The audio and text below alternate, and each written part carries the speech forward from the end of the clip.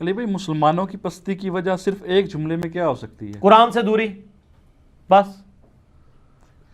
صحیح مسلم میں حدیث ہے، حضرت عمر کہتے ہیں کہ نبی علیہ السلام کو میں نے خود ممبر پہ یہ بات کہتے ہوئے سنی تھی کہ اللہ تعالیٰ اس کتاب کی وجہ سے لوگوں کو عروج دے گا، قوموں کو، اور اس کتاب کی وجہ سے زوال دے گا۔ کتاب کو چھوڑنا، سورہ فرقان میں آتا ہے نا کہ آیت نمبر 30 میں کہ قیامت الدین نبی علیہ السلام شکایت کریں گے، وقال الرسول یا ربی ان قوم اتخذوا هذا القرآن مہجورا، اے اللہ میری قوم نے قرآن کو پشت کے پیچھے ڈال دیا۔ تو قرآن سے دوری اصل وجہ جی، اسی کو ڈاکٹر اقبال نے شعر میں کہا ہے نا، وہ زمانے میں معزز تھے مسلمان ہو کر اور تم خوار ہوئے تارک قرآن ہو کر۔ قرآن کو چھوڑنے کا مطلب یہ نہیں کہ قرآن کی تلاوت چھوڑ دی ہے، قرآن کی تلاوت تو ماشاءاللہ یہ اتنی کر رہے ہیں جتنی صحابہ نے بھی نہیں کی ہوئی۔ ظاہر ہے صحابہ کرام کی اگر کوئی بیوی مرتی تھی تو وہ 40 دن تک سپارے لے کے تو بندے نہیں بٹھائے ہوتے تھے نا، ٹھیک ہے۔ ان کے جو قرآن کی تلاوتیں تو صحابہ کو شرمندہ کر دیں، جو کچھ انہوں نے قرآن کے ساتھ تلاوتیں کی ہیں۔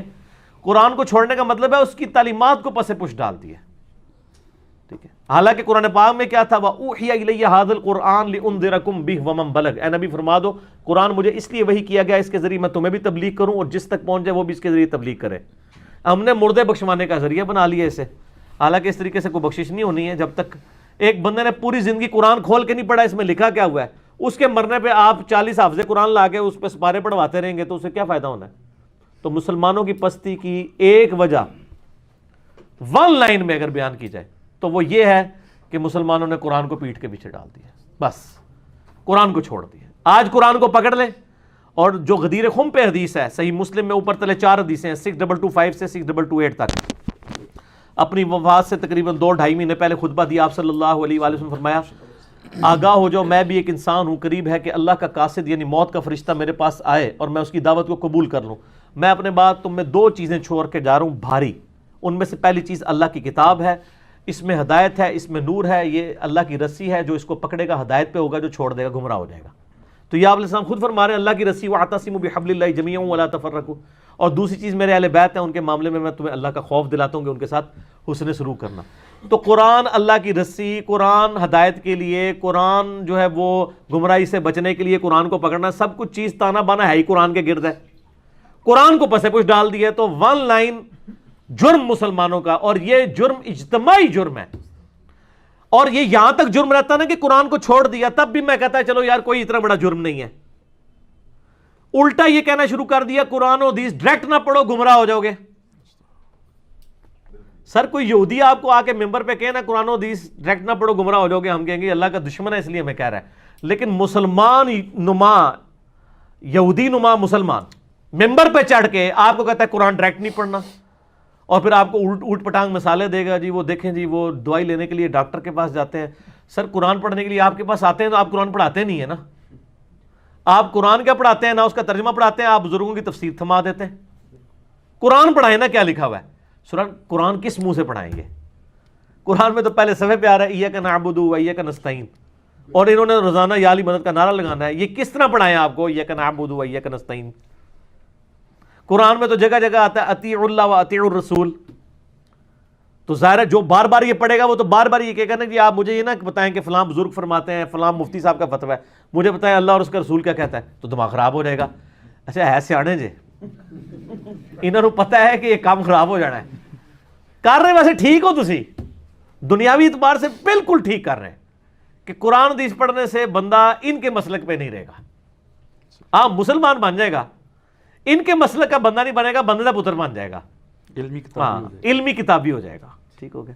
بس زیادہ نہیں نا شعر، وہ کہتے ہیں نہیں بار بار پڑھتا ہے۔ سر تو انہوں پتہ نہیں ہے، اصل میں اس معاشرے میں جو بندہ بھی کتاب و سنت کی بات کرے اس پہ پہلا انہوں نے فتویٰ لگانا ہوتا ہے کہ کوئی نیا فرقہ لانچ ہو گیا، یہ وابی ہو گیا، یہ فلاں ہے، تو اس لیے ہم خود اعلان کر رہے ہیں۔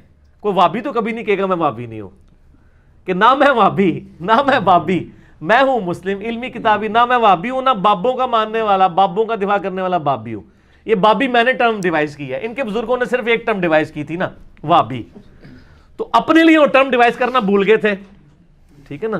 وہ آپ کو پتا نا نیوٹن نے ویلاسٹی آف ساؤنڈ کا ایک فارمولہ ایف ایس سی میں پڑھایا جاتا ہے، ویلاسٹی آف ساؤنڈ کیلکولیٹ کرنے کے لیے اس نے ایک میتھمیٹیکل فارمولہ ڈرائیو کیا تھا کہ جو آواز کی رفتار ہے وہ کتنی ہے۔ اچھا وہ جب اس فارمولے میں ویلیو لگا کے کیلکولیٹ کی گئی نا. ایف ایس سی کے اسٹوڈنٹس جنہوں نے پری انجینئرنگ کی ان کو اس بات کا پتہ ہے, ایون پری میڈیکل والوں کو فزکس تو وہ پڑھتے ہیں. تو آپ ایسے جا کے یوٹیوب پہ بھی لکھ لیجیے گا Newton's formula to calculate the velocity of sound. تو وہ ویلاسٹی میں ایرر آتا تھا, وہ پوری زندگی کوشش کرتا رہا کہ یہ ایرر کیا ہے, وہ کور نہیں ہوا. اس کے یعنی مرنے کے بعد ایک اور میتھمیٹیشین آیا لیپلاس, ٹھیک ہے, جس کی لیپلاس ٹرانسفارم بھی ہے, اور میں میکینیکل انجینئرنگ میں پڑھائی جاتی تھی, ایون وہ الیکٹریکل انجینئرنگ میں پڑھائی جاتی ہے. لیپلاس نے نا وہ فارمولے کی غلطی پکڑ لی. اس نے پھر بتایا کہ اس نے جو یعنی ساؤنڈ ویوز کی جو ٹریولنگ ہے کو کنسیڈر کیا ہے نا, یہ ایڈیابیٹک ہوتی ہے. تو اس میں اس نے پھر وہ ایڈیابیٹک فارمولے کو جب فٹ کیا تو بالکل صحیح آ گیا. ان کے بزرگوں سے بھی غلطی ہوئی ہے, اس کی کریکشن بعد میں ہوئی ہے.